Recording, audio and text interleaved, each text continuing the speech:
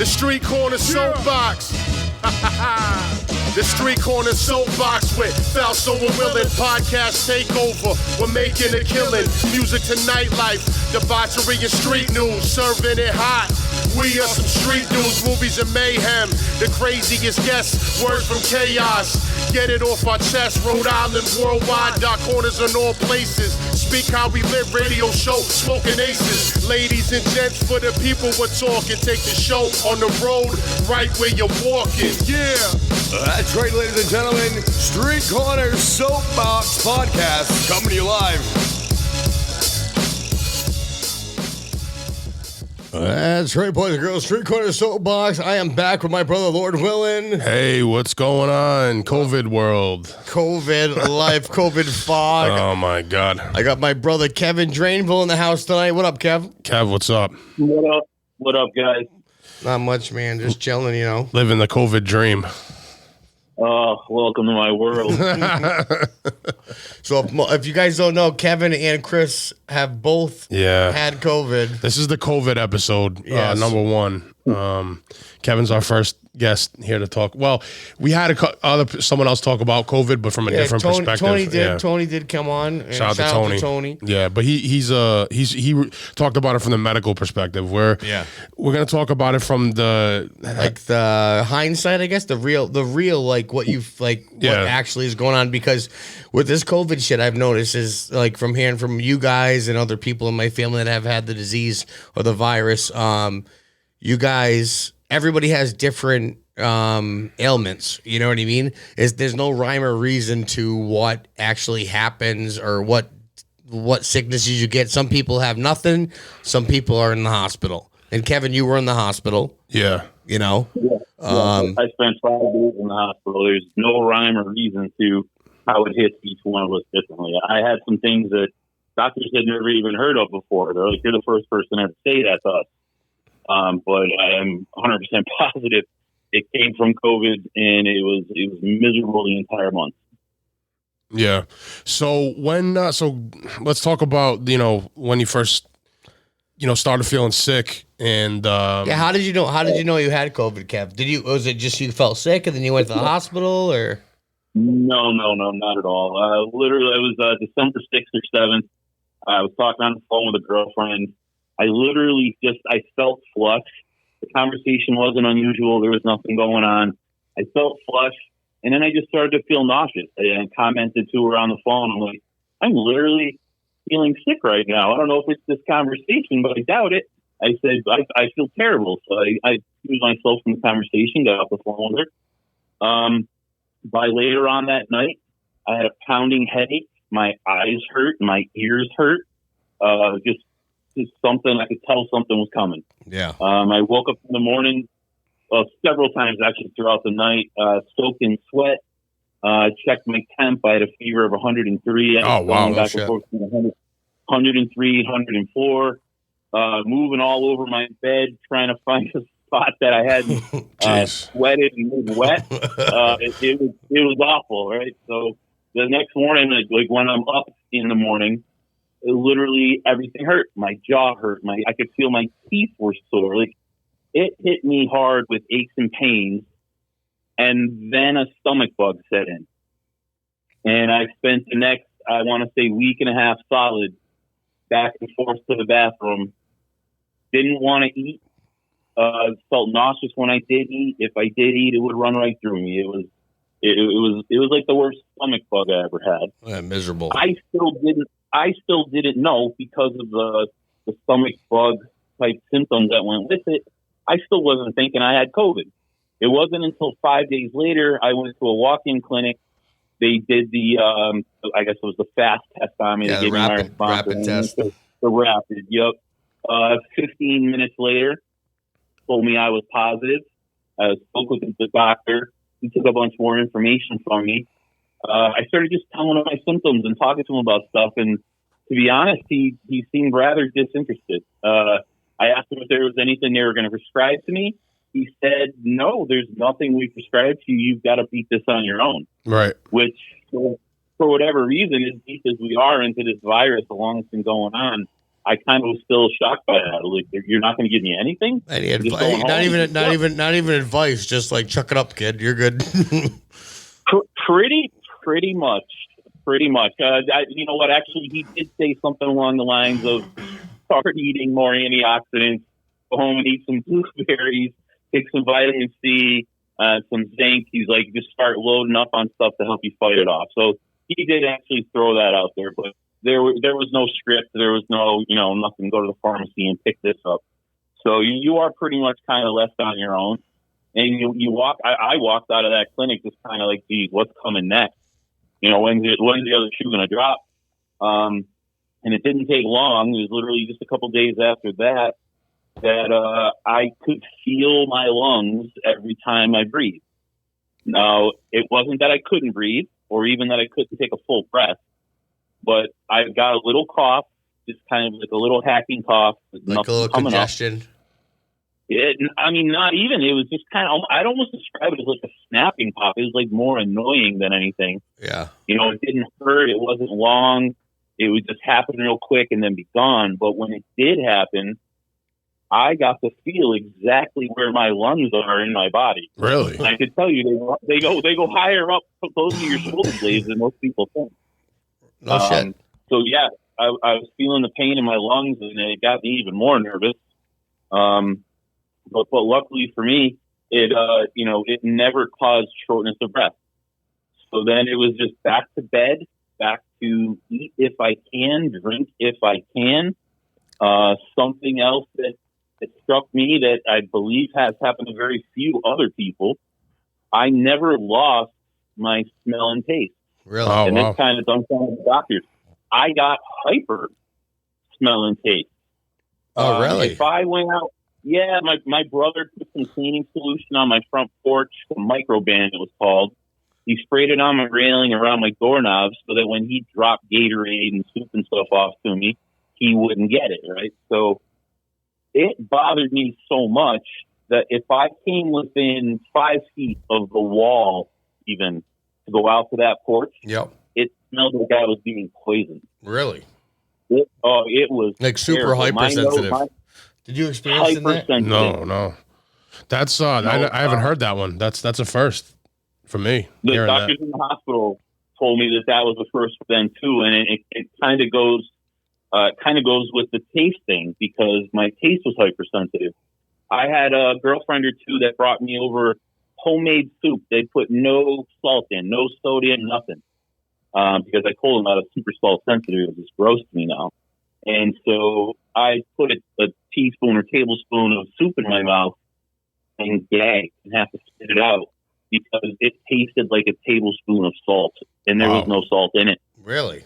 Yeah, man, it was very unpleasant. I ate watermelon, oranges, kiwi, and maybe one or two other fruits, and just trying for anything to taste good. Yeah. And it all tasted like some chemical cleaner. Really? Like watermelon tasted almost like it was bleach or something. And it caused me to not eat for almost 10 days. No drinks tasted good either. I forced down water. Yep. And it is partly what led me to the hospital because I had dehydrated myself. I lost 24 pounds. Wow. Well, good for you. Wow. Yeah, I don't think that's the way that anyone envisions weight loss. Kevin wanted to lose 24 pounds, just not that way. Yeah. No. If there's a silver lining, though, I suppose it was that. Did you have any other like underlying health conditions prior to this? No, nothing that would affect this in any way. I mean, and nothing terribly out of the ordinary, even. Okay. I had probably a decade ago. I actually had a blood clot that went to my heart. Oh, damn! Serious problems. Out of the blue, doctors couldn't explain why, but it was extremely problematic at the time. So what I was told from friends, family, and even doctors, COVID actually thickens your blood. So and part of what was killing some people wasn't that necessarily they couldn't breathe. It was that they were getting pulmonary embolisms from their blood thickening so much. Wow. Oh, okay. So they were getting clots, and that's what was causing it. So I actually started taking extra daily aspirin while I had COVID to do my best to combat that. That's why I drink. That's why I drink tequila to fucking thin my blood. No, I didn't even hear that before. That's the first time hearing that too. Yeah. Yeah. I mean, you can Google it. I Googled it, checked it all out as soon as I had heard. And it is absolutely a truth of COVID. A lot of the deaths are caused by the thickening of the blood. It's a blood disease more than a lung disease, I was told. Wow. So let's go back. So what led you to the hospital? You just started talking about that. So we are actually jumping forward in where I was. So I went like 3 days without fevers or anything. Started thinking I was turning a corner on stuff and getting better. I started walking around the house, moving around the house more, just trying to do more stuff. And that's when the complete fatigue set in. If I'd say for another 4 or 5 days, whenever I got out of bed, did anything, I had to hold on to things because I was getting dizzy. All right. And then in the middle of that, I started getting blood in my urine. And also being dizzy walking back to bed. So the combination of those things led me to the emergency room. When I went to the emergency room up here in Springfield, they had a special COVID area set up, like I'm sure they all do now. I waited a couple hours, then they got me right into a room.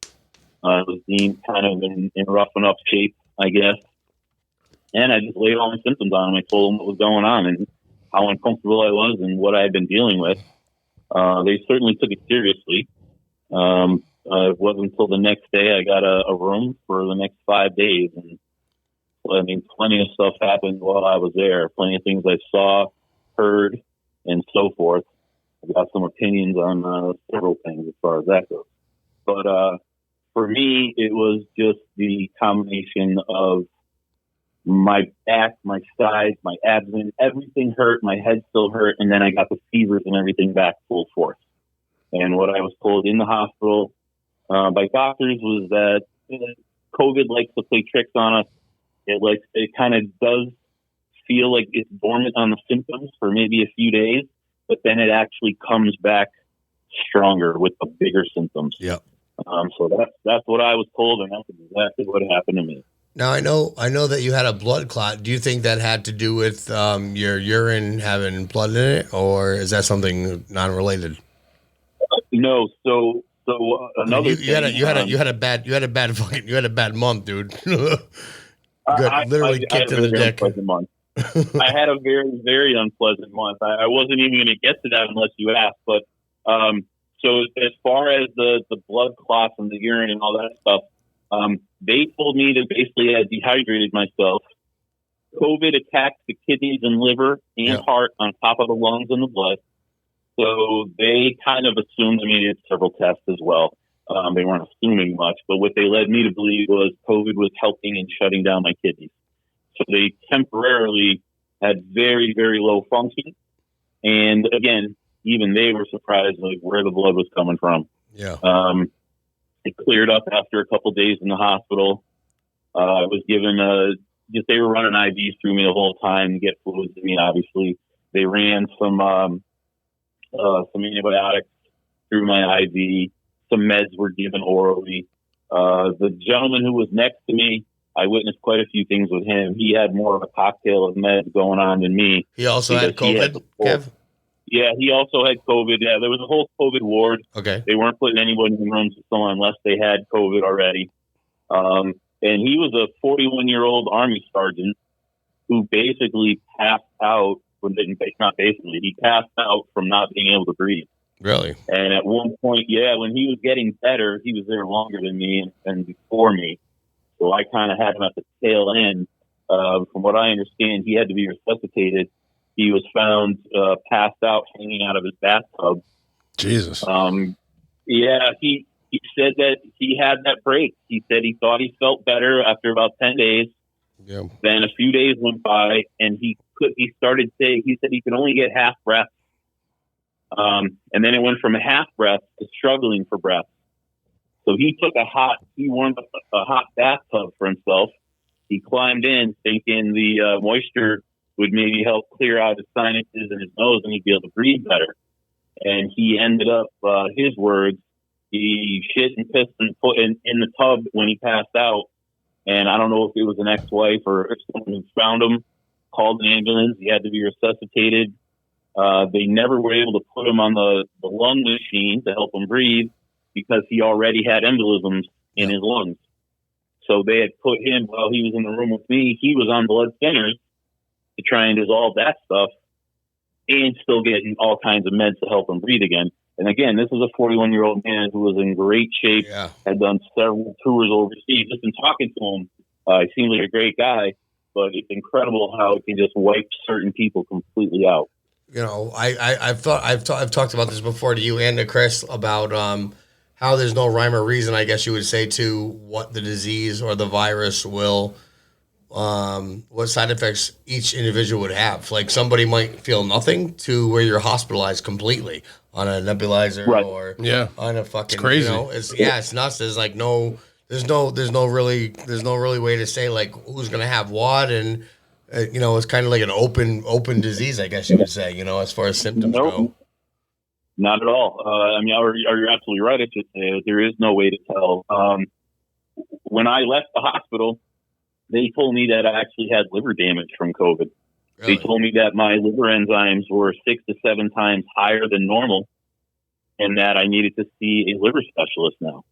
I have since done that. I had an ultrasound on my liver. I had they took 12 ampules, vials, whatever, of blood from me. He said they ran so many tests, like every test he could run, came back negative for all liver diseases.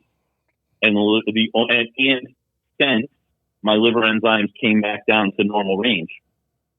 So I don't think there's enough Tylenol in the world I could have taken fighting off the fevers to send my liver loopy like that. So they chalked it up to COVID also attacking my liver. Yeah. And then again, you're not a big. If you guys don't know Kevin listening, Kevin's not really. You're not really a big drinker.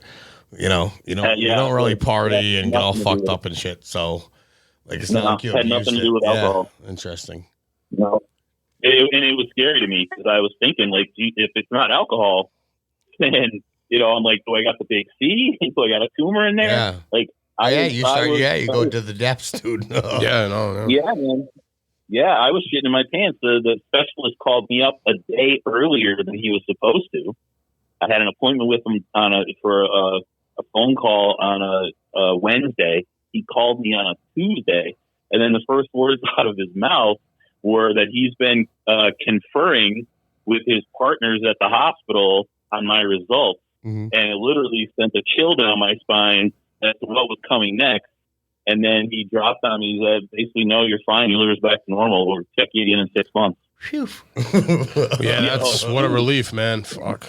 He was right. I had everything going through my head. When they were doing the ultrasound, the tech, she was going to the part of my liver closest to the center of my chest, and she kept clicking on a spot there and, like, taking extra pictures of it. You got you nervous. She'd skip over the whole, she'd skip over the whole middle, go to the other end that's basically under your rib cage, like towards under your arm, and she's stopping there, and they can't tell you anything. I tried asking. She wouldn't tell me a thing. Now, why can't they tell you anything?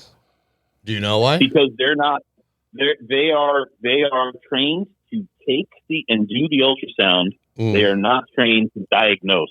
Okay. So if they told me something and I left there and jumped off a roof or something, it was more of like they'd be liable. Deniability bullshit. Yeah. Yeah. So, but still, I'm thinking, geez, do I have cancer at both ends of my liver? Like, is there something there that she's seeing? So for the next 5 or so days, when I was waiting to hear from that doctor, I was a hot mess. Like high stress. Yeah, what's coming next? And again, and doubling back to what Rob was saying a few minutes ago, I gave this to my big brother, my older brother, his wife and their daughter. I brought my Harley over to his house to put it away in his garage for the winter, and I literally just handed him a set of keys. The only thing we touched in common was my keys, and we were in an open garage. Door was open, yada yada yada. 2-3 days later, he had a cough, he had a fever, but it hit him. It hit his whole household. Nowhere near how it hit me. Yeah. Now, do you really think that's from you just dropping your keys off? Because I my understanding is it's a prolonged, exposure to somebody with the disease, not necessarily just dropping your keys off. Sure, and I can touch on that too. So I said to my brother over and over again after him and his wife tested positive, I said, I wasn't with you very long. I pulled the bike in sort of thing. I just handed you keys. I showed you a bag and next to it because I wanted to put the trickle charger on it. We weren't really close for long at all. So, he wasn't around anybody else with it. He was convinced, and I had no problem being convinced that I was the one who gave it to him. Other than that, I would feel terrible if they had gotten as sick as I did. Yeah. But they didn't. They all tested positive, and it was almost like a minor head cold. Yeah. And there was also speculation in the beginning about COVID, people getting infected from COVID if they touch a surface where the virus is spread to. But then they said, well, no, that's not really the case. So when you say you passed them the keys, maybe I was thinking, well, maybe that's how it spread. But they had come out and said that that's not really possible. All right. So I don't know who you guys, the specialist you guys have already spoken to. The day after I tested positive, I don't want to call him a scientist. He spoke and I believe he introduced himself potentially as a doctor, someone with the CDC. Yeah. And he had questions for me, and he wanted to know if I had questions.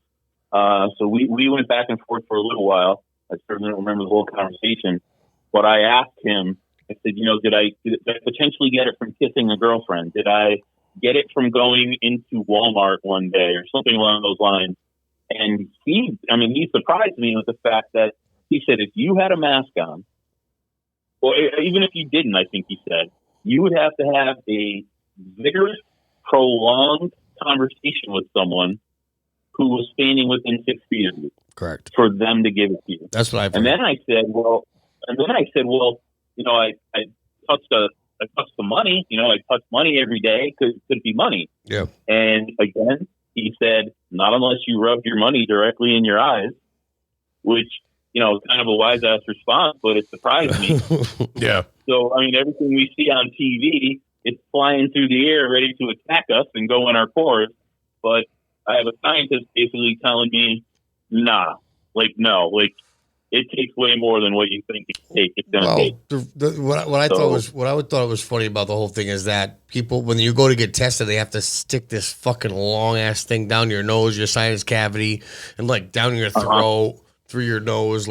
It's not something that that's not the test I had. No, it was just a cotton swab up your nose. Really? Yeah. Well, but still, it should just be. You should just cough on a piece of tissue, and then I could just test it. You know what I mean? Well, I don't know if it's as contagious as they say. But I've known a lot of people, and more people lately I've known that have had it than the actual height of the pandemic. My aunt had it, my grandmother had it. I've got a bunch of. It seems like right now, these last couple weeks, getting worse. I keep hearing every day or seeing on social media someone that I know or loosely know getting it. As opposed to the last fucking almost year, where it was I only knew a couple of people. A couple people in New York, and maybe loosely a couple people around here. Yeah, not few and far between. Now it's everybody got it. But is it that this new strain they're talking about? I don't know. It's hard to tell too. And I haven't been in the hospital. You both have. Not for COVID. You went to the doctors for it anyway. Yeah. Not even. I didn't even go to the doctors for it. No. I just got tested. Oh, just the rapid test. Yeah. Yeah. So it's weird, Kev. You know what I mean? For somebody like you, and you're not in bad health. You know what I mean? No. Like No, not at all. I mean, you're a bigger dude, but you're not like, there's no really like medical conditions that you have. You know what I mean? Yeah, and it kicked you in your dick. You know what I mean? And it's funny hearing from you and then Chris and then, I have a couple family members that have had it. I have 3 family members that had it. And then Pete too, a friend of ours. And everything's all different. Even him and his girl is different. And there's no, there's like I said earlier, no rhyme or reason. Like one person might lose their taste and smell, and then that's it. Or somebody thinks they just have a cold, or somebody's hospitalized. Well, I know someone in New York that one of the people I knew that had it, that killed him. Yeah. Killed him, and I think he was otherwise. Yeah, I think he was otherwise healthy prior to getting infected. Yeah, it just hit him the wrong way. It shut down his lungs. I don't know exactly what it did, but unfortunately, rest in peace, Meg. R.I.P. Meg. It killed him. Yeah, not to turn it into Gossip Girl, but I was talking to nurses in the hospital. Like, you're kind of a captive audience, and they've got to come in and see you. So making conversation is kind of one way to pass the time. And yeah, of course. I spoke with a traveling nurse, actually, a woman who was here all the way from California because she was being paid more here. So she was working COVID the entire time and going where she was, making more money. Like, that's a whole other angle. Are they not to cut you off, but are they shipping nurses out from other states now, or does she wherever when they're trying to pull? What my understanding was that when they're trying to pull people in, they want the most qualified people they can get for a certain dollar amount, and they're just there during and to work specifically in the COVID ward. All right, that's what this woman explained to me. But the short version of all of that, the conversation I had with her, she told me that in a nursing home setting, she said they're stacking them. This woman was very blunt. She said they're stacking them like cordwood. She's like, she was talking to both of myself and the Army vet guy, and she's like, they're stacking them like cordwood, fellas. She's like, if you're an old person and you're in that situation, there's not a ton of hope. But literally, that's what she said to me. She said the surprising thing is how many 40 and 50-year-olds she zipped up body bags on. Wow. And she told me that while she was at this hospital in Springfield, a perfectly healthy Latino 28-year-old male came in with no previous conditions and died within 5 days of being admitted to the hospital. Really? 28 years old. Crazy. That's fucking crazy, dude, this whole thing. Yep. So, again, some people, you could have an 80-year-old that fights it off just fine, and then you get a 28-year-old young man who just, takes him over. I'll give you a little example. My grandmother and my aunt my grandmother just got off hospitalization, but she tested positive for COVID. Then she had pneumonia and a blood clot, all because of, I guess, the corona. Yes. And was on oxygen. She's supposed to be on it forever. We moved her out of her house, and she's in an apartment now. She sold her house, and she's off her oxygen, 100% fine as far as the oxygen goes. Yeah, no, that's and awesome. It's God bless her. I love her. But she's 85. My aunt is going to be oxygen. She just got out of the hospital this week. My mother flew to Vegas, and she's going to be oxygen now for a couple months. They said that to my grandmother too, but my grandmother just beat it. And my aunt's still going to be on it. You know what I mean? So we got to take trips up there or whatever the fuck. But it's weird because my aunt obviously is younger than my grandmother. My grandmother's 85. My aunt's probably 65. You know what I mean? Sure. And she's even worse off than my grandmother. Well, it's just you say. Yeah, there's no rhyme or reason. Yeah. It's crazy. Now, Kevin, so you were in the hospital for 5 days, and then they obviously that you were doing better, you were improving. They let you go home. So where did it go from there once you got out of the hospital? Once I got back home, I was actually home New Year's Eve. I wanted nothing to do with seeing any balls dropping. I was still pretty riveted about my December, and being in the hospital for Christmas and all that stuff. So I was definitely Grinch of New Year's by that point. Miserable. So I felt like crap for a few days after. I could tell that I was getting better. I still woke up fairly lethargic, had a hard time getting out of bed for I'd say like another 5 days after I left the hospital. But I was coming around again. Like I said, I could tell that I was getting better and I had gotten through it. There was, you hear people talk about a COVID fog. You hear people talk about not being able to think clearly, whether it's Chris says that every day about the COVID fog shit. It's definitely made me like spaced out, man, more than usual. I mean, I've probably been spaced out my whole life, but this shit, like since having it and, you know, even feeling better like now and stuff and being done with the quarantine, I still feel like an extra fucking fog, you know, spaced out more than I had been previously. Yeah. I felt like it made me elderly all of a sudden. I was forgetting stuff I wanted to do. Like lethargic, kind of. There's some fatigue there. For me, at that time in particular, there was definite lethargy that went with it. I was kind of zoning out. If I could be in a conversation with someone, they asked me a question, and I just wasn't with it. I just didn't have the answers. Like I wasn't myself. Yeah. To the point where I could tell it clearly. And again, I could jokingly say, "Oh, COVID fog." You don't actually know what it's done to your body or potentially your mind. If it messes with your blood, who knows what else it messes with? Yeah, shit. Yeah, I was reading something about the neurological effects of COVID on certain people, and it's definitely real. Oh, for sure. Yeah, I hadn't even gone there. I hadn't even Googled that far. Yeah, no, I mean, I don't want you to go down a medical rabbit hole, but you know, I do that. I do it all the time. I'm like a fucking hypochondriac. Fucking Wikipedia over here. You know what I'm saying? But like, I guess like some people it hits their fucking brains and fucking their fucking nervous system, and I mean, the symptoms the stuff that you went through, man, like fuck, dude, like that shit's crazy, bro. Like some of the stuff I even heard, like the taste, like everything tasting like you were hypersensitive. Yeah, it's the opposite of you because you had no symptoms. I had symptoms. Well, not symptoms, but no. I didn't have any. Yeah, I lost my taste and smell for maybe like 3 or 4 or 5 days, something like that. Yeah, like 4 or 5 days. It like I said, I have absolutely no shame when people ask me about this and telling them that, you know, regardless of what I look like, regardless of my size, it brought me to my knees. Yeah, I was a very, very sick and unhappy man through most of December. And that's the best way I can describe it. I was as miserable as you could possibly be. Now, with the thought of what's coming next in the back of my head the whole time. I have another question for you because I've done it. I pretty much slept upstairs since Chris tested positive, just in case I was, but I'm not. But yep. Like the ferrets have very bad. I have 3 ferrets, as you know. They have very bad respiratory problems. So I was trying to like stay upstairs to like segregate myself. Do you like? Did you take any precautions for your pets? Like, did you? I have not.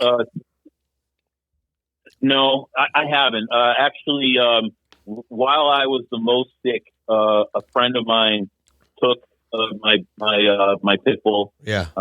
She kept her happy, took her on hikes, and paid a lot of attention to her, which I wouldn't have been able to do. Yeah. Just being around. I was in bed for most of that month, or just like wiped out, off, or in the bathroom for that matter. Bed to bathroom, bathroom to bed.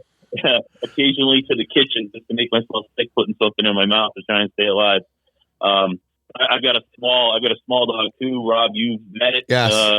Little dachshund. He was with me the entire time. I didn't think he was gonna leave your side. He's not like that. No. He did his best to stay as close to me as possible. No, Kevin's dog is like his appendix, like with him. Wherever he goes, pretty much. Yeah, like in the back of the Jeep in the bed, dude. And no one sees me like, that's your dog. I'm like, yep, that's what it is. Never gonna change. But no, he was with me the whole time. I read some stuff about COVID, obviously originally being a canine disease, really, or at least one of the 3. Oh yeah, I didn't know that. I wish I had more facts on this one. there's some dog medication, fairly, I think you can even get it in a regular pet store, that it says at the bottom, one of the things it fights is canine COVID. Wow. Really? Yes. And this was this in the bottom before, like prior to COVID actually being like mainstream? Yep. Really? Yeah, it was always there. So interesting. What brought it to my attention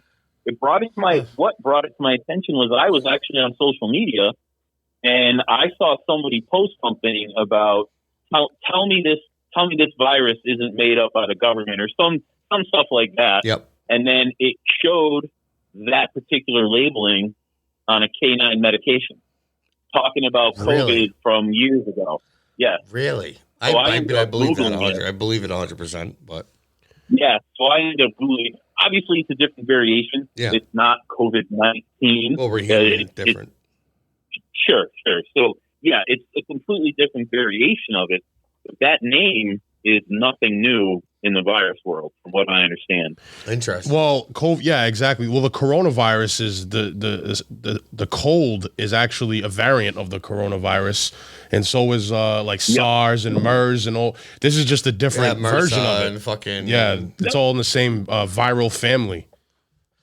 All fucking man in a lab in China. Well, I mean, that's another discussion. You know what I mean? But that's Kevin, how were you contagious longer than like most people would be that didn't have it as severe as you? Like, when I tested positive, they were like, okay, basically you got to quarantine for 10 days from the onset of your symptoms. And if your symptoms don't get worse, you don't have a fever, you're good. You can return to normal activity. Now, did they tell you something different, like because you had it severely?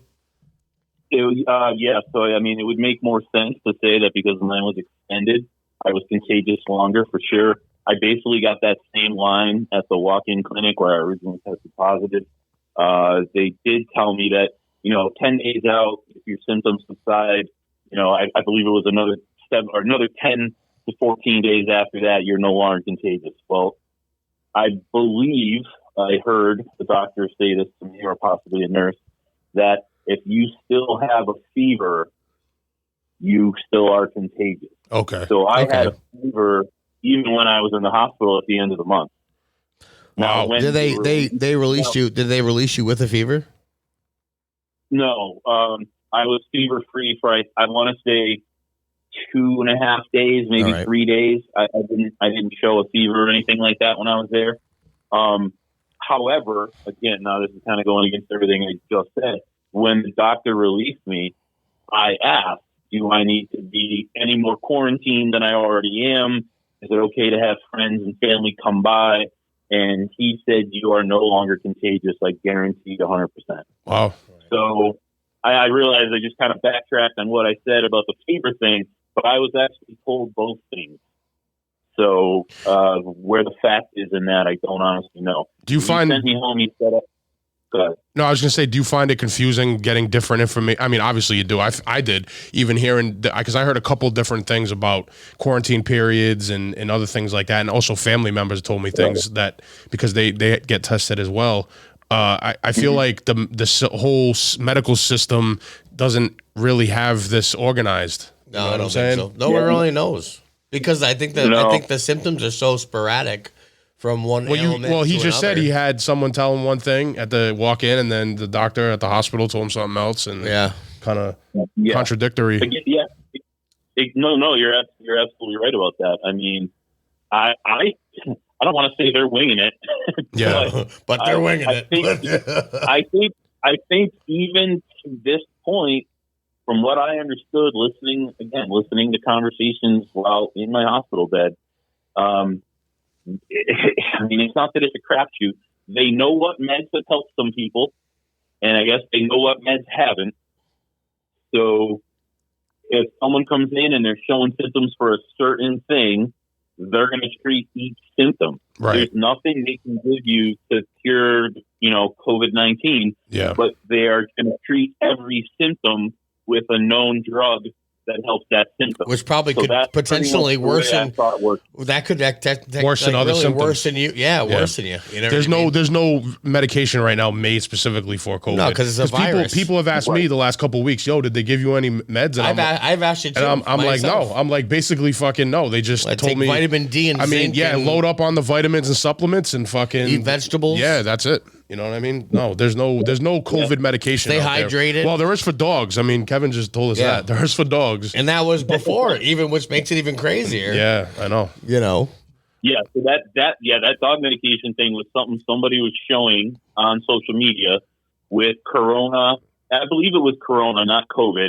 It may have been either or both together. What's the difference? What's the difference between Corona? Well, I think COVID? Corona is like the family of the overall the fucking like the actual diseases Corona, and then it breaks down to there's COVID variants. All right, COVID, SARS, MERS, the cold. Okay. Got you. I think the flu too is N1, H1N1, whatever. Yeah. All right. Now, Kevin, let me. No, go ahead. Oh, what I was saying was, I'm pretty sure what I read on that label was canine coronavirus. So I think that's what it was, not canine COVID, canine coronavirus. So that was what was on the label. Variation. Another variation. Yep. Now, you were someone that was in the hospital, unfortunately, because of this. Now, there has been, over the last year or so, there's been speculation about numbers being inflated, people that might not even have COVID being in the hospital, but them, whatever sickness they have, they're marking it down as COVID. Now, speak on your perspective of someone that was in the COVID ward with COVID, and, do you think the numbers are inflated and things are embellished? How do you feel about all that? Well, I know that when I was there, it was on the rise. And I know that whenever they could free up a bed, they were going to send you packing. That's just kind of the feeling I had and the urgency that was in the hospital staff's voices. All right. I know, so I never got to leave the room. I know when I got wheeled down the hall coming in and out the door going out in a wheelchair, just because that's how they take you out. That ward was packed. Really? And I know that entire wing of the hospital was designated for the virus, and that the nurses and staff in the hallway were, we'll say, dressed more appropriately as far as shields and masks in the hallway, gloves on, etc. But even though we were in kind of an older section of Bay State Hospital, each doorway, it looked like something from Pandemic the movie. Each doorway had a clean area, and only one person, like if they were bringing your food in, or if they were doing meds, or if they were checking our vitals, there was only one nurse in the room at a time. She had the full-on spacesuit going on most of the time, and they didn't all, but most of the time they did. But what they all did have to do was take off their garments at the door, and then put new stuff on coming in the door. Mm-hmm. So I'm confident that these guys were on the ball at least about the cleanliness part of it. Yeah, like maybe a sterilization of everything. Yeah. So there were times when I would just look over my shoulder to the left and watch everything they were going through coming in and out of the room. And it literally, there were times it looked like they were in spacesuits, and they had I don't even know what it's called, but it was an oxygen machine on their belt blowing air into their suit, so they weren't even taking in air from the room. Really? While they were in there while they were in there with us. That's wild. It was like, it really was like something on a spaceship in a movie. Like, there was no glass helmet, but there was that helmet that comes out kind of like the alien shaped face helmet with the flat front. And more often than not, they were in that stuff. The hazmat suit or something like that, kind of. Yeah, it was a hazmat suit, but it wasn't something that you see like other than I've only seen it in the movies. And then in my Corona COVID nightmares, I also see it there. Oh man, you think you have PTSD because of COVID? You know what? I have PTSD because of the month of December. Yeah, I think we all do a little bit. we haven't scratched the surface on what else went on in my month, but that's going to hold probably on other topics. Yeah, it was all pretty wild. And I'll tell you this too. I actually forgot to mention it when we were talking about kind of after effects when I got out of the hospital. Something else Corona did. It gave me, I don't want to say nightmares. I would go to bed. It didn't matter if I went to bed at 8:30 p.m. or at 2:30 in the morning. I woke up every day at 6 a.m. after COVID, generally from an awful nightmare, and just couldn't fall back to sleep after, and was wide awake and refreshed for the rest of the day. Like night terrors or something. Dude, no, but just being wide awake after and not even being tired, that's like a different human. That hasn't been me for a couple decades at least. And now I'm waking up at the crack of dawn with the farmers refreshed and ready to go. I guess that's one positive you can take from the whole experience. Regulate your sleep schedule. I don't actually like it because now I'm bored and it's cold at the crappiest time of the year in New England. Yeah, no shit. Now I got more day and less stuff to do. Yeah, no kidding. Fucking New England. So go ahead. How are you feeling now? I just wanted to ask you, how are you feeling now? Is there any lingering symptoms or effects? You have the fog, dude. Well, yeah, you talked about the fog. No, I did, and that's mostly been behind me. Unless you guys pick up anything in this conversation, let me know. No, you've been on point. No, you're good. I'm pretty sure you can hold the conversation. You're fine. I'll let your doctors know at the end of this recording. But to be honest, for the last probably 2 weeks, anyone who's asked, I'm like, I feel like a new man. I feel like a new man. I won't go so far as to say a whole new lease on life. I'm going to change myself or anything, but I certainly will fight anyone who tells me COVID doesn't exist. I've seen that post. If I had to hear one more person say it's fake, motherfucker, no, it is not. Once I'm better, we're gonna meet up. Now, Kevin, what are your feelings and thoughts on the origins of this virus? There's a lot of different theories about that. I think I have a one that I'm fairly certain about. And it may not be popular, or it may be. From what I have put together from, we'll say, news sources, from reading, from Google, just from everything I've seen, I'm 100% positive it didn't come from a pangolin. It didn't come from somebody a bat. Somebody eating a bat? No. I saw that wet market originally when they were showing it on TV, and I wouldn't be surprised if plenty of diseases come out of there. But I don't think COVID-19 was one of them. Yeah. I'm a firm believer in the fact that it was made in a chemical laboratory in China, and it's something to kind of derail the world's economy while theirs is being lifted. You know, to whatever degree that sounds negative to some people, I have so little trust for what goes on behind the red wall. You and us both. Yeah, I can't blame you there. And I know so many things about them stealing our tech just from regular companies coming over here, stealing designs, stealing military hardware. They just look at the spies and things get caught on TV. You know, there's some wacky scientists in China. Yeah, Bill Gates is backing them. They're just gonna right. There's that too. There is that too. I actually saw something on that recently where it talked about Bill Gates, a guy who's never designed viruses or the fixes for them with his computers, but now he's trying to do it with humans. Mm-hmm. So that's a whole other perspective. Yeah, it's a big rabbit hole. Yeah, exactly. That's a whole other thing. But to answer your question, I'm certain it came out of a lab somewhere in China. Whether it was meant to do what it's done or not, who knows? But it was made. It's artificial. Yeah, I agree. Tony, his theory was that it was in the lab and it was mishandled somehow. I've heard that. Yeah, it leaked out and it got into the Chinese population and spread from there.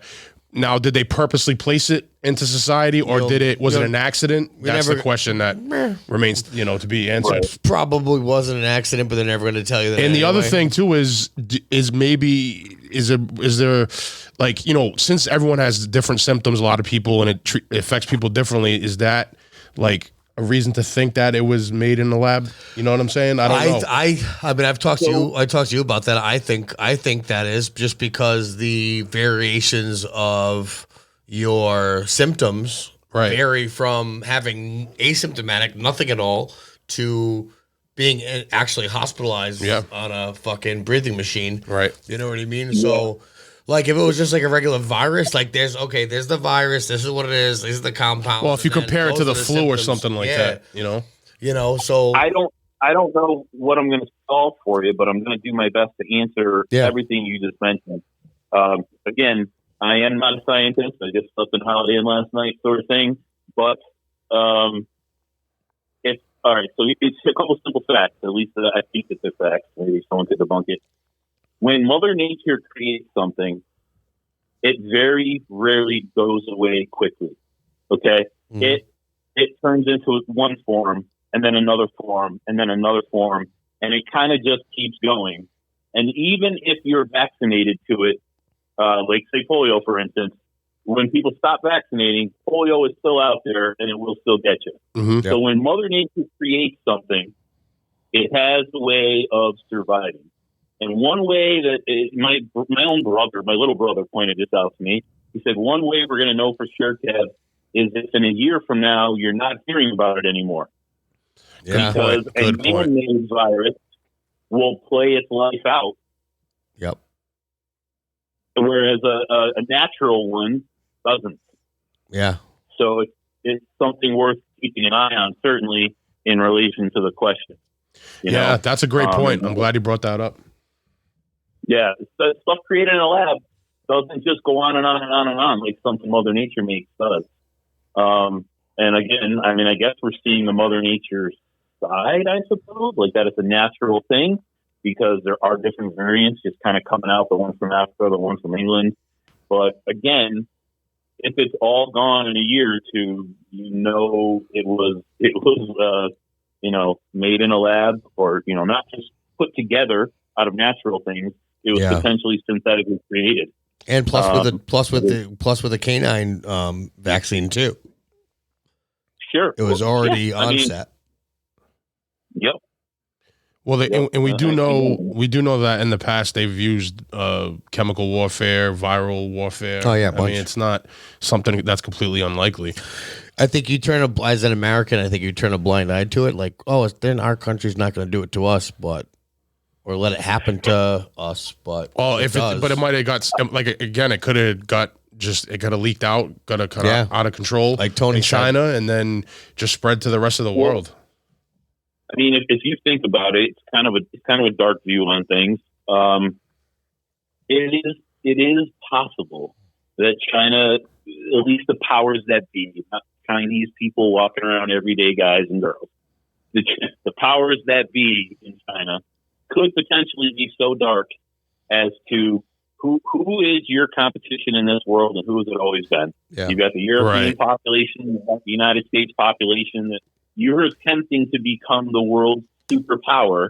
Yep. What better way to bring everyone's economy and everything else to its knees? I mean, they did it. If that was it, the virus on it. Yeah.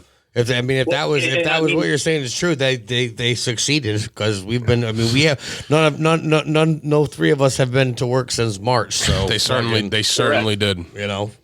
Correct. And one step further on all that, just because it's China, their population is so vast that even if someone was so dark as to say, well, it could wipe out a certain amount of us too, they still outpopulate the rest of the world probably by quite a bit. Oh, absolutely. Oh, yeah. Probably by quite a bit. India is closest to them, I believe, but still, if you can weaken the entire world. Shout out to India, by the way. We got a lot of listeners in India. A lot of listeners in India. Bollywood and Bollywood. Yeah. Got a lot of viewers there. I don't know what the fuck they're listening to, but well, It definitely hit certain areas too, even in this country, like New York City, especially when this, last year around this time, it fucking crippled New York, man. Oh my God, you couldn't do nothing. And that's why people were fleeing. People were fleeing the city, You know, a big city like that. I did see that. I mean, you seen the pictures of fucking not Central Park, Times Square. Times Square. Yeah. Fucking desolate. Like desolate. nobody, not even cabs, dude. Yeah. Like wild. And apparently apparently in LA, in California, it's still like that. Or it's closer to that. Yeah, you got to worry about walking in dog shit in LA. That's San Fran. Yeah, that's San Fran. That's the homeless population you're talking about. Yeah, you got people pooping on the sidewalk there. There's an app for that actually to avoid the shit. I think you're right. I have seen that actually. I did actually take the time to go to Manhattan. Probably probably about a month before the election. So I guess we're in October. I went into Manhattan just on a drive. Never got out of my Jeep or whatever. I went to Battery Park. Every day was a ghost town. Yeah. Up and down Fifth Ave. Times Square still had, poo nuts and people running around taking pictures. But everywhere else in Manhattan was a ghost town. And, to what degree you want my opinions on things, I honestly think the opposite was done of what should have been done. Again, hindsight is 20/20, but when you say, a certain number of the population has something, and then you lock those people into where their families are or into their work if they weren't sent home or whatever, you've now created an incubator where everyone in the area gets sick. right. I almost feel like if everyone was allowed to be out and doing their own thing, it perhaps would have run its course like a flu would or anything like that. At least people were out in the open air and everything else that goes with it. If you stick everybody staying at home, they get everyone in their house sick. It's kind of one of the things that's gone on from it that I felt was maybe a little backwards. Whether I'm right or wrong, my opinion on it, and I just don't think it was handled right. So do you think Trump mishandled things? Oh, stop it! I honestly don't. I don't think Trump did a certain. Trump did nothing wrong, other than speak like a dock worker every time. I love it. I love it. Right. Right. So he had diarrhea of the mouth every time he spoke. His policies, I had no issues with. His person was he wasn't a politician, and that's the being brash, like you were saying, is what people don't like about Trump. Well, I was just wondering if if Kevin thought he mishandled COVID. Specifically sticking with COVID. No, but I've gotten into arguments with people, and about he said this. Okay, well, it's not the whole country. The whole world still has it. Yeah. So whether arguments are, Trump said it was a hoax. Okay, cool. But the whole world still fucking has it. We're going on a year. Whether he said it was a hoax not to prevent mass hysteria or whatever the fuck or his reasons were. But okay, cool. But the whole world still has it. So you can't bash him for that. Nothing has got done. Even Biden. I got a plan to fix it. Now he's saying, we're not gonna be able to fix this for months. Nobody. No. There's no. It's an agenda that is the one percenters. I feel. In my honest opinion. And then everything's fucking crazy. I mean, you look at what's going on with the stocks now, the Robinhood and all this the scandal and all that fucking bullshit with the fucking. It's all. What's that? I'm not familiar with that. I didn't hear about that. Robinhood is like a pretty much like an idiot's guide to stock markets. Okay. Pretty much. So it's an app you download. You can invest. They kind of break everything down real easy for you to invest. And then there was an entry level investment. Yeah, exactly. And then they had the biggest one was GameStop. I think I saw that. The GameStop shares were like $19 and now they're like at $300 and something. So people made a lot of money. Right. I mean, even one share alone, you're making a couple $100. What's the scam though that you're talking about? They were saying something about I'm not too familiar with it, but it was like something about people investing and then fucking with the. They stopped letting people take out money because they have to be at a certain cap, I guess, or something like that. Yep. You know what I'm talking about, Kev?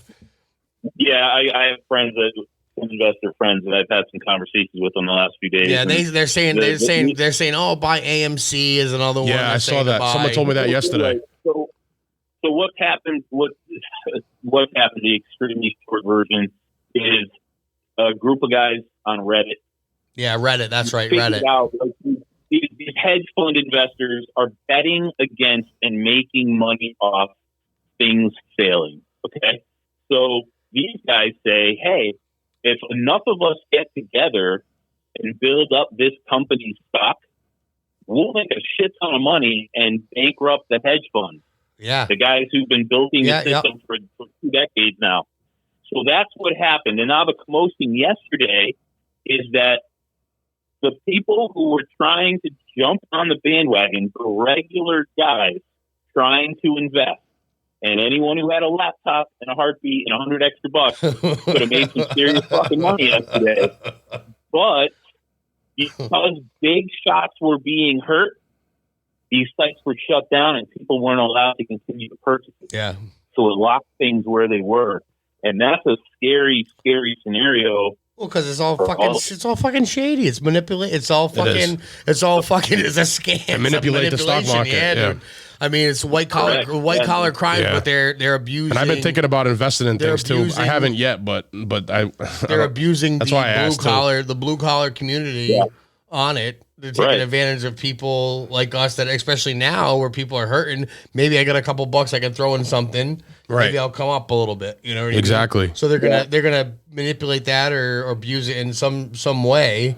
And I mean, the stocks have been crazy right now, but then there's a lot of follow back through with about the Reddit bullshit and fucking everything else. Like, sure. You know, so it's like, it's interesting to see like everything like, cause you haven't heard shit about the stock market in years. And then like all of a sudden, boop. Oh, now everything. Oh, Massachusetts. Oh, open up. Yeah, I was told that it's smart to invest in electric automobiles right now, like Tesla. Companies like that. Elon Musk is the richest guy in the world right now. He just fucking bubbled. He bubbled. He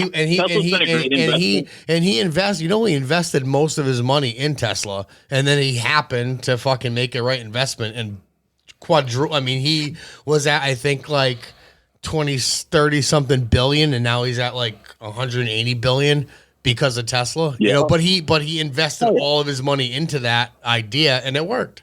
Fucking God bless him. Well, they make an incredible car, but on top of that, a lot of people don't realize Tesla. So there's cheaper companies that are I guess we'll say not remanufacturing things, but kind of copying. Like, I forget that. I know what you're talking about, like backwards engineering or whatever. Correct, right? Reverse engineering, making them a cheaper version or maybe a dumbed down version on solar panels. But the stuff that I've read, and I'm certainly no specialist on Tesla, but from what I've read about, the Tesla Corporation have designed solar panels that are so much more efficient and do so many other things. There are solar panels that they have designed that are full of LED lights. So you're actually drawing energy all day. With some of the stored energy, it can be a giant billboard. There's the stuff that they put on roofs. Tesla has made a roof shingle that's solar. Yeah, I've seen those. You don't have to put these big giant like mirrored window things on top of your house. Yeah, it looks more natural. Right. And so for someone to buy solar right now, you want to do the right thing. But if you're locked into a 20-year deal with some company who sells you your panels or rents you your panels, you're going to end up in big trouble because there's way better stuff coming just in 5 years, never mind 10. Yeah, no shit. And again, this conversation is now so far away from COVID, but you tell me when this stuff. But yeah, no, there's some definite crazy stuff out there.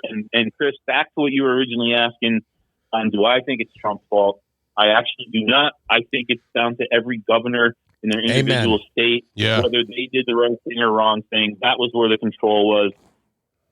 In the big picture, the president's just a figurehead in all this. Yep. He takes the most heat, and sometimes it's earned and sometimes it's not. But originally, when you got to think, think about this stuff. Like, I'm not sure why news outlets think we forget everything. Yeah, but I remember when the virus first, they do. Absolutely right. So when the virus first came out, Trump said let's stop flights in from China. Okay.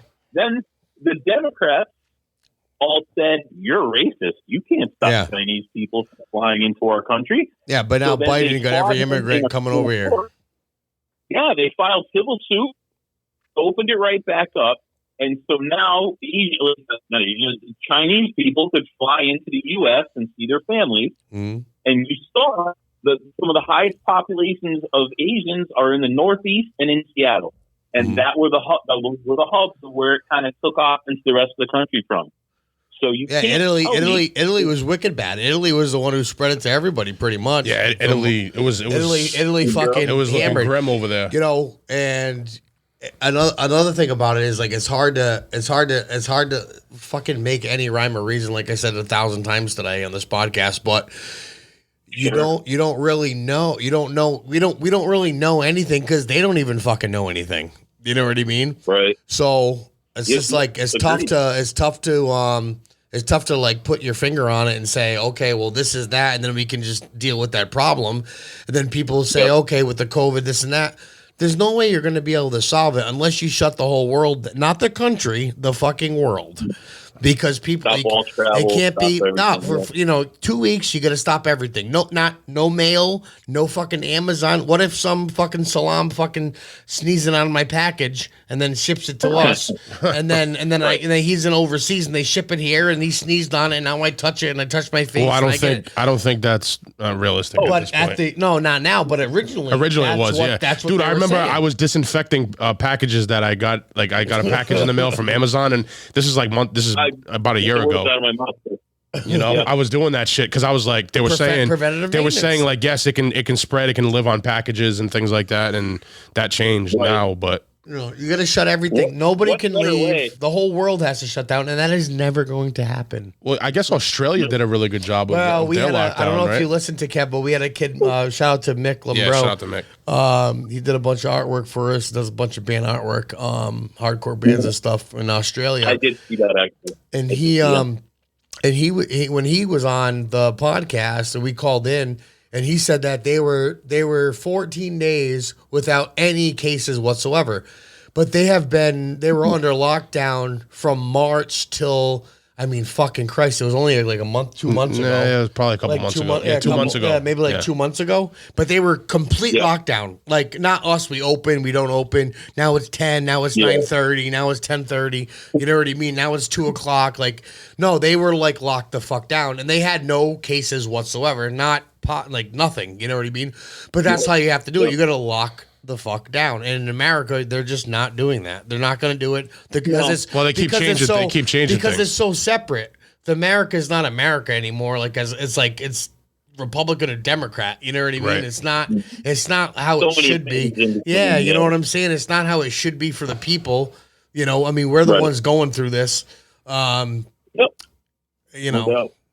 Well, is that why some people would say Trump mishandled it, though? Because we didn't have that strict lockdown? Because we wouldn't, listen, Trump didn't no other country, Australia is the only one that I know, and only from talking to Mick, but they still fucking probably are going to get it, or even if they don't, but they were on lockdown for 8 fucking months, full lockdown. Yeah, almost a year. Right. That's going to fucking curve it. You know what I'm saying? Out here, no, because we got people flying in from everywhere. I got people going to Florida's completely open. You got people going down there. Somebody gets it. They're asymptomatic. They come back. They give it to this. There's no. It's like you have to. It's like we were talking earlier. It's a weird fucking virus. Like there's no It's not like okay, well your throat hurts. Okay, well you might have strep. You know what I'm saying? Get tested for strep. Okay, you have strep. No, now it could be any goddamn thing, or you don't even have fucking symptoms. I have not tested. I didn't test positive. I have no symptoms, but I could be a carrier. Well, you wouldn't be if you tested positive. If you tested negative, you wouldn't be a carrier according to the test. Yeah. Oh, so then I guess, but I don't know. It's just weird because I've been around you forever, and I see you a couple times a week at least, and you have it. I've been with people that have had it. And I haven't had no symptoms, but I don't know. It's just like it's a fucking weird fucking thing, man. Kevin, where do you stand on the vaccine? Oh, yeah, that's a good point. So originally my opinion was all the hubbub. Now, originally, was that before you knew you had COVID? You mean originally? Yeah, that and that maybe I've gotten a little more information since I know more people who've gotten different vaccines. And it's again now it's gonna turn into like, do you want the Pfizer version? Do you want the Moderna version? What there's going to be something that's better for one thing that's not good for another thing, and now there's choices. There's choices in that even. But so when everyone was saying that, well, not everyone, but a lot of people that I was hearing were saying the government's going to track us. They're going to put a chip in us through the virus. I heard that. They're going to do this and they're going to do that, and it's just all this wild shit where they're saying it's not tested and it's crap and they're going to kill us. Well, the what is it? What's the second one? Moderna. I read something about Moderna not actually being authorized, I guess, through the FDA. Really? Yeah, I just seen something today actually of that, and I didn't read too much into it, but because I'm not taking the vaccine. I have a family member who's a healthcare worker. Yep. She's a nurse at a. There's my COVID fog. Your kidney. It's real, people. People, it's real. Yeah, for sure. Anyway, she works in a healthcare facility, and she was given the Moderna shot, and her headache was less severe than the people that got the Pfizer version. The swelling, all that stuff, and again, that could be individual as well. But she was telling me that her best research said that the Moderna virus is actually better at fighting off the new versions, the one that they say came from England and potentially even the one from Africa, whereas the Pfizer that is really only been working, shown to work well against the original version that was here. Yeah. So if I had to pick currently, I'd go with the Moderna virus. Just from what that's told, for the new. That's for like the new strain, quote unquote. That's like out now. I mean, it's just whatever their version of it was. It works better against those other ones.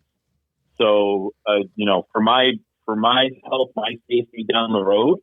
Now that's something else too, Chris. You don't need to get vaccinated till summertime. I don't know if there's any doctor told you that or not, but you and I right now have a guaranteed 3 to 6 months window where we can just lick Corona patients and we're going to be fine. Will they pay us for that? We're gonna get a good lawyer like Rob Levine to help us out. Something worth looking into. But let's go with that now. I'm gonna get Charlie Ryan to come on and help us out, Kevin. Work our case. So what it was first, if you've already had it, you've got a guaranteed 4 to 6 months. Your antibodies to it are never going to be stronger than they are right now because your body just beat it. Okay. So if you and I were to get the vaccination is just them putting a dulled down version of the virus in us so that we can build up antibodies. Yeah. People are fucking getting nothing out of it right now. Have you seen that people are like getting like fucking dying from the vaccines? I didn't hear that. Yeah. No, well, Tony got it, a friend of ours, and he said he felt sick for maybe a day. And you're going to get two of them. There's two of them. One of them, I guess they said, is kind of like steroids, like when you take Tren and shit. Like, I don't know if anybody listening takes steroids. Really? But like, it's like Tren where like hurts like a couple days. Like Tren like hurts for like 3 or 4 days. And like, it's like an aching pain. And then like after you're fine. And then you take another shot. And then you get sick. Like, but then it lasts a couple days. But then you're over it. But then you have your antibodies, so you're not going to get it again. But it sounds right. It sounds fucking miserable. It sounds just as bad as fucking scanning it. I mean, it doesn't make me want to run out and get it. Not being fucking hospitalized, but yeah, you're right. It does not make you want to run out and get it. I'm not going to CVS. But Kevin, are you gonna get the vaccine when you're eligible? He doesn't have to. Anymore. I will get. He has the period of 3 to 6 months, or whatever it is. So we've got kind of a safety net, we'll say, until summertime, and then I've done some personal research. We're going to call it Google. WebMD and shit. Right, basically, where it says that evidence has been showing that even though our antibodies to it are strongest between 3 to 6 months. The likeliness of us getting it or getting it severe, because you can get it at all different levels. Right. And from what I've read, if you've had it severely or you've had it at all, if by some strange, misfortune, you get it again, it will not be anywhere near as severe, or you may not even know you have it the second time. So you and I, the fact that we've had it come through the other side, we've got a certain amount of time at least. And to answer your question specifically, yes, I would get it just to be back to normal life and not have to walk around with a mask on and hyperventilate in the grocery store. I hate that shit. So gross. You know what's the worst? I had a fucking. I'm not. So then, Rob. So let me ask you this, because you said, "Oh, I'm not getting it." Yeah, but listen. Well, Kevin just brought up a good point here, because he said he'll get it just so that there's a chance that we can return back to normal life. So isn't that an incentive for you? If they said, hey, listen, everything's going to open back up. You got to get the fucking vaccine. Everything's going to go back to how it was. You're going to make money like you were before and all that shit. And we can go back to work in our industries and do all that. You wouldn't get it? You don't have to wear the mask anymore, maybe, or you have to wear it less? First of all, I think that's definitely not even realistic. We're definitely gonna have to wear the mask regardless. What I'm saying, but if that happens, you wouldn't get it. No, I mean, I've taken steroids from somebody's bathtub in India that they made. So I know you've put all kinds of shit into your body. So it's not really a big deal. But I mean, I would rather not. Like, if it was like the one all way, like it was a guarantee, like, okay, you take the shot and then everything's back to normal. Yeah, cool. Then fucking stick me. But it's not gonna. That's not realistic either, because that's not gonna fucking happen. You know what I mean? It's not gonna be. It's not gonna be like, okay, cool. Like, and Chris said, I've definitely put shit in my body that I have no fucking. I don't even know what the fuck it is. You know what I mean? Intermuscular, fucking whatever. But like, and I get it for that aspect. I see all the memes and shit. Like, oh, you don't want to take the vaccine. Yeah. People done fucking all kinds of drugs. You guys been doing juice for years, and fucking you get them from India and fucking whatever. I'm like, yeah, all right, cool. But at least I know what I'm putting in. Nah, you really don't. That's a fair argument, though, man. It's a facade. That's a fucking fair argument, dude. I agree. I agree with the memes. Concur. I'm down with the memes on that one, man. I agree with the memes, bro. Nah, but it's true. But like, I'm not saying I would. Like, honestly, like, it's like whatever. I don't think it's not gonna fucking affect me anyway. Well, like, I don't know. That's what everyone says until it affects you. Something's wrong with I get this crazy blood, dude, that like fucking is filled with. You better it's filled with tequila, and you better knock on wood. I just tell everybody listening, just drink tequila heavily, and you'll be all right. But so Rob, you subscribe to the John Cena steroid method? No, I have not. I don't want to. I just said his name out loud, but I have a friend. Well, he's from Springfield, Springfield College. Yes, sir. And my friend was on a football team or a wrestling team with him or something along those lines at Springfield College. Yeah. And Cena was putting like something like 1,000 milligrams of test in himself a week, along with a handful of other things. And he was asked by my friend, dude, aren't you worried about your body? And John Cena said, fuck it if my body can't take a joke. Classic. Yeah, but now he looks like Ernest Goes to Camp. Have you ever seen him lately? I haven't. No. Yeah, he looks like Ernest. Really bad. I heard. Yeah, to get better movie roles, to get a broader range of movie roles offered to him, you have to look more like a normal human being. So pretty much, if you're not The Rock, you can't be a monster in a movie anymore, I guess. Yeah. No, you're gonna be a fucking Jason Momoa, whatever the fuck it is. They're big motherfuckers. Yep. You guys kind of touched on some stuff a few minutes ago where you were talking about would you take it? So while I was in the hospital, probably the first day I was there, they said, "Do you want the flu and pneumonia vaccine?" I was fucking off my ass. I was like, oh, yeah, sure.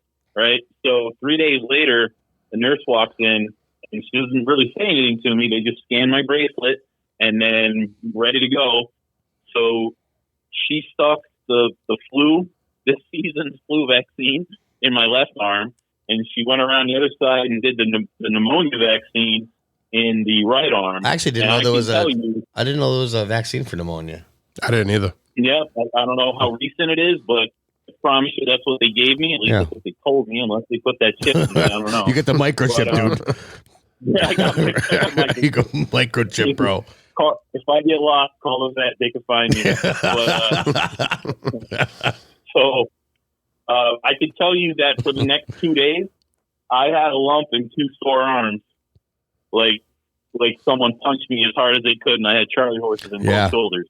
Yeah, that's like a test. So I that's didn't like get a test, headache dude. or anything from it, but that was the regular flu virus. They put in you to build up antibodies.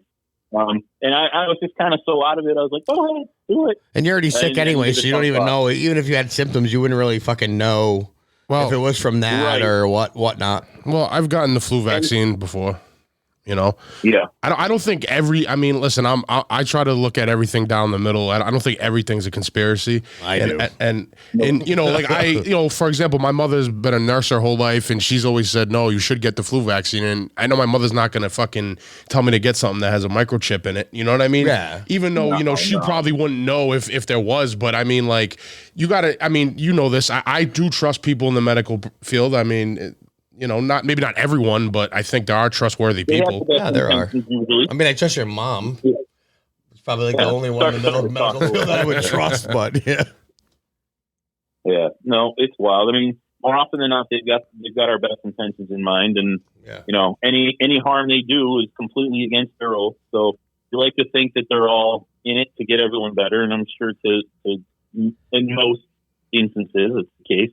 The only problem is, like with everything else, there's human error. Yeah. Right. No shit. Literally, I could quote so many different things that once humans are involved in, shit goes sideways. No, you ain't lying. And the medical field is no different. No, not at all. That goes from assholes in the lab to some guy who worked a 20-hour shift at the hospital, just, kind of just being out of it. You think about the hours they put in sometimes. Yeah. And it's kind of like, what's going to happen? You can relate. So can you, Chris? Because you guys are both security guys, and even with cops, right? Like it's like a facade, like oh shit, it's a cop. Like you get all weird, right? For whatever reason. Well, that's because you come from a different background. No, too. but we all we used to have reasons why we would get worried about when we saw cops. I still worry. But like by working with police officers, having them detail 4 nights, 3 nights a week, they're just regular fucking people. You know what I mean? They're just the regular guys like you, me. Yeah, you, well, like there's good ones and there's bad ones, like anything else. And the bad ones are actually real fucking like exactly. The bad ones to us are like really bad. They are anyway. Like, but there's also you can't say it. You can't. Names, but so what's your point of I'm just saying like people are like same thing with the medical. They're like, oh, like everything you say is like homage. Like everything you say is like God. You know what I mean? Yeah, like, yeah. Oh shit, it's a cop. Like let me listen. Like no, that's just like a regular fucking dude. That's like he's like I don't know. I mean, if you're a fucking brain surgeon, you've put in a lot of fucking time in school. And I'm comparing. You're comparing medical professionals to law enforcement. I'm more comparing which I don't know if that's accurate. I'm more comparing what people yeah, exactly. With human factor, like Kev said, the human factor. There's always error, of course. Yeah, no, I agree. I agree with you. What I was saying, like, no, I agree. I don't think a doctor should be, held in a regard of being a god or fucking, exactly the end all and be all. But people look at it like that. But also, we put our lives into the hands of these people. I mean, Kevin was just in the hospital. Yeah, you know what I mean. I've been to the hospital in the past. I mean, you have. You know what I'm saying? Like, I think there's a lot of great medical workers and I agree, first responders and all that. Absolutely. But I think that some of the stuff they do is a miracle, honestly. Yeah, definitely. And everything that goes on. And when you are completely out of it, you're either in a car accident or a motorcycle accident, something terrible happens to you, and you get in, whether it's from the ambulance all the way to the hospital, the treatment in both things makes such a difference in your end outcome and the professionalism of each person and them knowing exactly what they're doing. And you can get some hack paramedics, just like you can get some hack cops, just like you can get some hack doctors. Agree. Well said. You know what I mean? Yeah. It's It's not all. It's not all gospel, dude. No, it's not all gospel, and there's definitely human error, like Kevin said. Yeah. But I think. I mean, you, Chris. I mean, I don't know if you. I don't think you know, Kevin, but Chris was hospitalized like about 2 years ago. Yeah. You know, because he had pancreas was failing on you. No, pancreatitis. Oh, pancreatitis, and you know, but with him not going there and just doing what he would do regularly, he would have never known. So he had to kind of put his life in hands of, you know, the hospital, of medical professionals. Yeah, exactly. What else would I do? You know, what else would anyone do? You'd be at a frat party right now. I mean, no, but seriously, like if you have a serious ailment, whatever it is, whether it's COVID or whether it's fucking something else. I mean, what do? You're going to go to the hospital. You're going to go to the emergency room. You're going to go to the walk-in. You're going to get your blood checked and fucking all that shit. You know, and you can't do that on the like. I mean, I can't just stick myself or piss in a cup and be like, swab a little thing and be like, oh, that's what's wrong with me. No, exactly. My liver enzymes are fucking shot. While there is human error and while I don't think doctors or medical staff should be necessarily held on a pedestal, at the same time, we do have to put faith in consideration. We have to put faith into them. You know for sure. That's what they do. Yeah. There is no other option. The only thing I can say on top of it is kind of trying to go there before. If you're injured to the point where you're out of it, then you just got to roll with it. And you got to let them do their thing and try to hope to not be in as much pain as they're poking and prodding and doing their thing, trying to make it better. But if you have your wits about you and you are able to question things, question everything, and I don't mean that like that's well said. Like, especially for somebody going through the ringer too. Yeah, definitely. You got to question everything. I think you guys mentioned maybe having elderly parents or aunts or grandparents. Yeah, my grandmother and my aunt has it. Yeah, if you saw, I took care of my mom towards the end of her life. I was with her, getting her around and just helping her because with my dad being gone and stuff like that. Who else was going to do it, right? Yeah, you got it. But the toughness for a person, an elderly person, or someone who doesn't have all their faculties, to coordinate doctors' appointments, what the doctors are telling them when they leave an appointment. Yeah. Like, these people come out of there and they're just confused. Dude, Mike, well, I agree with you there. Point in case 100% of my grandmother, because she was like, you know, and it like fucked me up. Like I talked to Chris about it and shit, and like here and there, like sad, kind of like fucked me up. You know what I mean? Like, cause she just didn't know. She's like, I'm feel fine. Like, get me the fuck out of here. But her oxygen was low. My grandmother don't watch the news. She don't know about COVID. She has no fucking idea even what's going on. Yeah. You know, she was fine and now she's not. And then she got over COVID and pneumonia and then a blood clot. There's three pretty serious things. Fucking illnesses for somebody at 85 years old, and she kicked it out of the fucking park. God bless her. But that was her big thing. Like, no one's telling me. Like, it's like something in the background, but it's like the biggest thing that like you need to know. You know what I mean? Like, it's like your life is kind of like on the line, and like, I don't know. No one's telling me nothing. Can you just find out? Can you do this? Can you come see me? Can you bring me this? Like, no, you can't. She just doesn't. She just didn't know. She just doesn't know, and they're not in the hospitals too. And obviously her situation was different than yours, but it's probably the same thing. Like, I'm sure there's times when you were hospitalized that you were trying to get an answer and people just like don't tell you. You know what I mean? You're like kind of like, because you have no control. It's like kind of being in prison, dude. You know what I mean? You have no control. Like, you're just like stuck. Well, when you're in that position, that's gonna happen. Do you know how many times we'll call it roommate and I refer to each other as cellies? Because we're locked in a room. We're not leaving. They're not letting us out, and very rarely is anyone coming in. So we truly felt like we were on lockdown somewhere. No, for sure. I mean, we're technically the whole fucking. I mean, I feel like I'm on. I don't really go anywhere, so I feel like I'm on lockdown now. I feel like I'm on home confinement pretty much, except I can smoke weed now. Yeah. I at least not have to use fake piss when I go to my test. But. Well, back to the human error thing. Now, when someone goes to see a doctor, oftentimes they'll say, well, you can go get a second opinion from another doctor.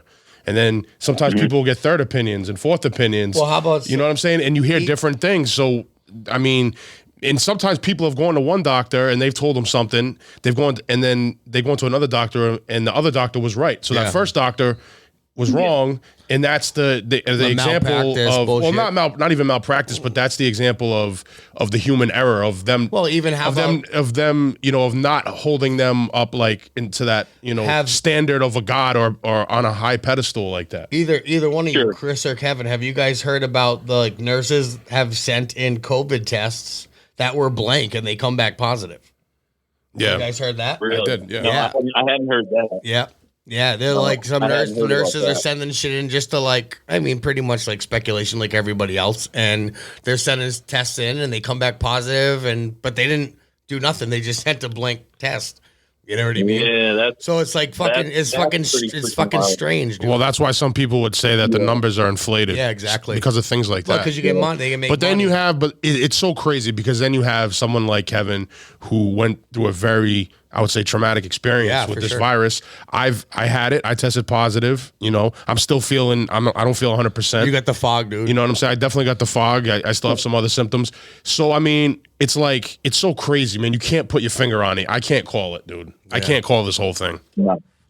Nobody can. There's another relatively young guy that lives in my area. His name was Richie Evans. He was kind of all over Facebook. He was all over the local news and stuff here. I want to say he was in his mid-40s.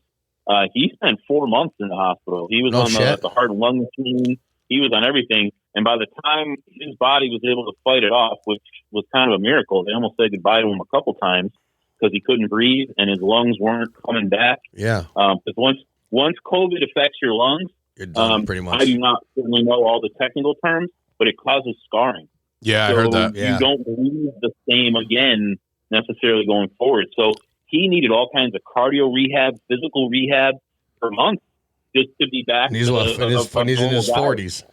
Fucking healthy dude. Right. And I think he's 45, to be honest. Yeah.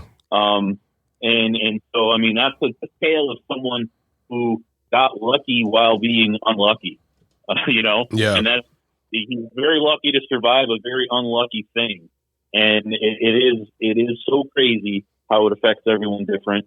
And for kind of back to something Chris said a little bit ago about, you know, where else you're going to go, what else you're going to do. These people are all fallible. If you're in New England and you see a doctor and you're looking for a second opinion and you don't go to Mass General or Brigham and Women's, you're absolutely out of your mind. Because you're an asshole. Are the two biggest gifts. Yeah, two of the best hospitals in the country. The two biggest gifts of living in this area is that you can go an hour away and get the best treatment in the world. That's true. Right? And a short story on that, again, my elderly mom had a heart problem, needed a new valve, and she went to a local hospital, which I won't even name. She went to a local hospital, saw their head cardiologist. I almost said gynecologist, which would have been way funnier. Saw their head cardiologist, and I sat in an appointment with her and him where he explained to her that dying from your heart valve not working was kind of just going to sleep and fading away because he didn't want to do the surgery because of other things she had going on. She was morbidly obese. She had diabetes. And his feeling was if he opened her up and did the surgery, she'd never wake up. And now he had a dead patient on his hands. Didn't want to take a chance of doing it. So basically told my mom, go home until you can't be home anymore and then come back and die in the hospital. We reached out to the cardiology department at Mass General. They got my mom out there within 2 weeks. They had a doctor named Dr. Palacios, who was a South American doctor who was trained in France. And they had been doing a surgery in France for a decade that was new to America, where they literally can replace your heart valve through a catheterization surgery and not have to open you up. Oh, nice. And my mom got another 6 healthy years. Oh, yeah. What was her? What did they give her originally before that? 6 to 8 months. 6 to 8 months. Really? It's 6 years. No shit. God bless her. Yep. So, I mean, that's just the difference in treatment. Yeah. You just from one end of the state to the other. Yeah, it's so fucking crazy, man. Well, that goes back to the human error, and, and you know that's why they say get a second opinion, get a third opinion. I hear that all the time. You know, because it was put to me in a way. How was Kev? Not to cut you off. How was your mom the final years of her life? Was she still good? She was. Well, that wasn't her problem anymore. Well, I take that back. So her heart was still her problem, but now she needed a valve on the backside of her heart done. So she had congestive heart failure. Her heart muscle was just failing her. Yeah. And it ended up being what finally did her in, except that when she was admitted to the hospital, something happened with her kidneys where they gave her a medication to crank up the kidneys, and instead it shut down her kidneys. Oh, okay. So that added to the heart stuff. It added to her pain. It added to her just kind of giving up. Yeah. More so.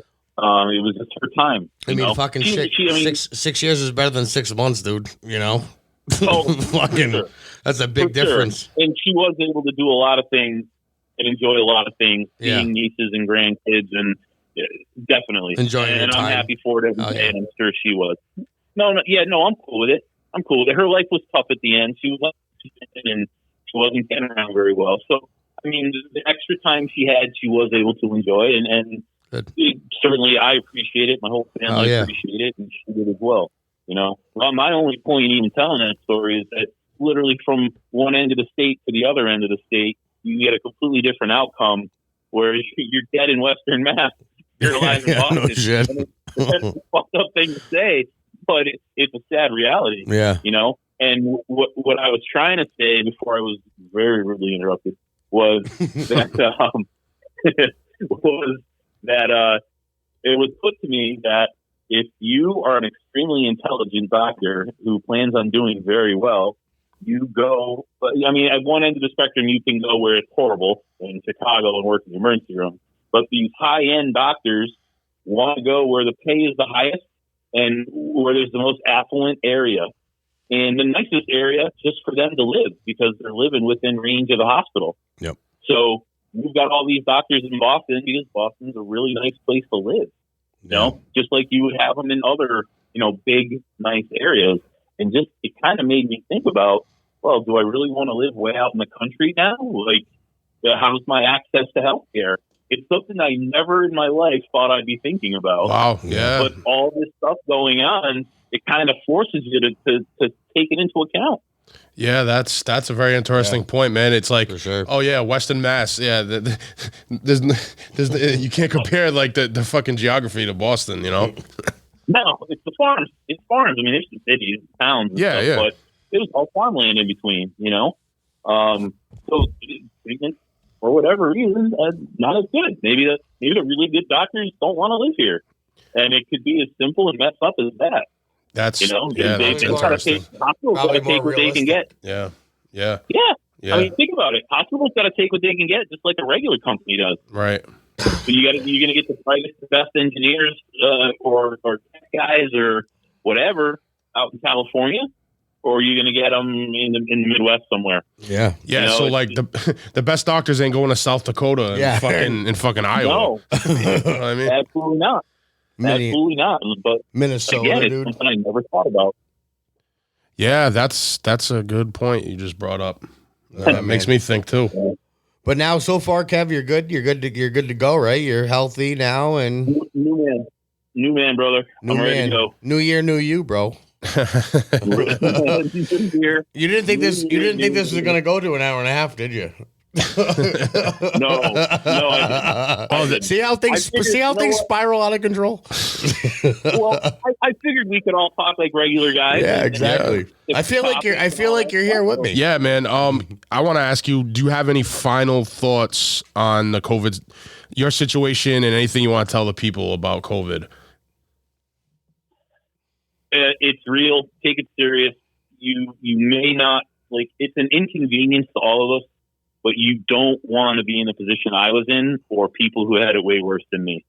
That's my final takeaway from it. Just be as smart as possible. Don't stop living. Don't lock yourself in the house. But it's fucking be real. As smart as possible. And it is real. It is real. Take it from a guy who never thinks anything can hurt him. This kicked me straight in the nuts and had me on my knees. And that's putting it mildly. And that's definitely putting it mildly. Yeah. When I'm having internal conversations about is it time to go? Because I had fevers.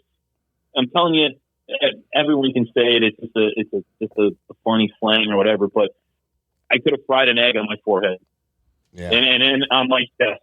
My ankles were steaming at one point. Like, people die just from that. Never mind anything else. Yeah, it's true. You know, so to get through all that, it was miserable. So take it serious. It's not a joke. It's not fake. And, hopefully you get lucky and don't get it, or you get the vaccine and beat it that way. Do whatever you feel best. I seen a nice picture you posted on social media of your kidney stone too. You had to deal with that as well, which was disgusting. By the way, I didn't know if we were going to talk. It was the size of my pinky nail. So that was undiagnosed. I don't know if I'm the most unlucky or most lucky. I've never. You're here, so we're going to say lucky. I am the only person you probably will ever hear of who fought off a terrible COVID virus sickness whilst having a giant kidney stone moving through me. Now, did you know you had the kidney stone? No, and neither did the hospital. And I told at least 3 doctors. I was like, dude, does COVID make your balls ache? And they looked at me like I was a fucking asshole. I'm like, it feels like I have a UTI, and I'm taking cranberry juice. My fucking dick hurts. It was bad. So literally, actually, a week and a half after I got out of the hospital, I'm having a conversation with a friend. It's kind of late in the evening, and I'm squirming everywhere in my house. At one point, I was sitting on the floor, crunching my junk against the floor, trying to make it stop hurting. And I'm like, I got to call the doctor back today. This is terrible, right? I go in the bathroom, and what do you know? Bloop. I felt it move through me, drop into me, and then shoot out of me. Yeah. And that's the nicest way I can explain it for our purposes. I'm dreading having. I'm not sure I'm going to have it happen to me at some point in my life, but like I'm dreading it. I know, but I'm probably gonna. Well, I guess eating a low sodium diet. Kevin, that's another thing. Actually, I want to ask you: Did you change your diet at all? So I actually haven't been back to a doctor with that stone to find out what exactly it was made of and what to avoid. So they can diagnose the actual stone that came from you, and they tell you. So I believe they can take the stone and do that, but what the actual process is, if you go to your doctor, primary care, whatever, they're going to have you do a 24-hour urine sample. They tell you to eat what you would normally eat in a regular day, because it might not be what you're drinking. It might tequila. not be soda. Right, but it may not have anything to do with your fluids. It could have to do with your food and the way your kidneys are breaking down food and what your kidneys are storing. So they literally want you to eat like you normally eat, do a 24-hour, you literally fill like a gallon jug and you keep it in the fridge of all places. And then you bring that back into the hospital, and then the hospital sends it to a lab, and then in about a month, you get a listing back of exactly what it was made of. Really? And then the doctor will meet with you and tell you exactly what to avoid. And it doesn't work sometimes. Mm-hmm. There's different kinds of stones and everything else. But again, that's a whole other conversation. Yeah. Interesting. So for me, I've seen enough of doctors, and I was just happy to have it out of me. Yeah. And I'm taking the fact that I feel like a new man and then running with that. So yeah, I'm not bringing it to a doctor. I don't want to talk to a doctor about anything. It's over. It's done. It's over. It's over. It's done. It's passed through. Yeah. New year, new you, dude. Exactly. Yep. Put December behind me. Yeah, man. Shit, I can't blame you at all, bro. Well, we're glad that you're healthy and feeling good now, and got through that terrible situation. Yeah, man. Well, like Chris said, we're glad you're healthy. I want to thank you actually for taking your time out thank you, bro. and sharing your experience with us here on the show. Not a problem. Nice talking with you. Once we're back in Springfield, we're gonna go fucking party. Or not. Kevin don't really party, but yeah, well, he's better off. I'm gonna party. You can come. Fair enough. Fair enough. I will watch you get shit-faced while I'm enjoying myself. I like it. Sounds good, fellas. Hell yeah, man. Thank you. Well, thank you, bro. Thank you, Kevin. We appreciate it. You got it, guys. Kevin Drainville, everybody. Kevin Drainville, COVID survivor. COVID survivor. Street Corner Soapbox. We're fucking out of here. Peace. The Street Corner Soapbox.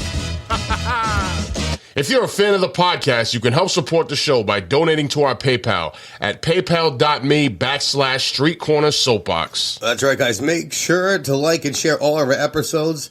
And for easier access to our show, check out our link tree at linktr.ee/Street Corner Soapbox.